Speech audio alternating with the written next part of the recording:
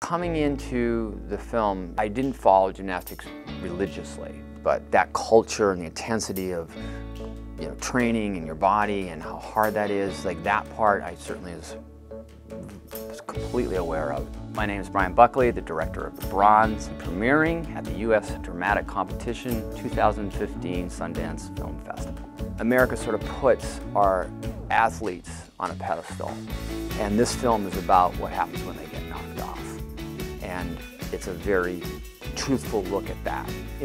Comedic, but does sort of peel away what happens with your life once the biggest high of your life at this age of 17 is reached, and how you sort of have to fight to find yourself a place in the world and find happiness again.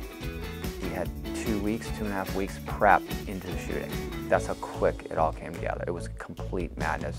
And of course we're in a low budget movie, so it's kind of like, you gotta be like, being very creative in terms of shots and how you're going to pull this off in the amount of time. We condensed all our gymnastic stuff into, I think it was 3 days of shooting in its entirety. And anyone who was involved was at least at Olympic or collegiate NCAA championship level, because you have to be, because the difference between anything less than that was just completely apparent.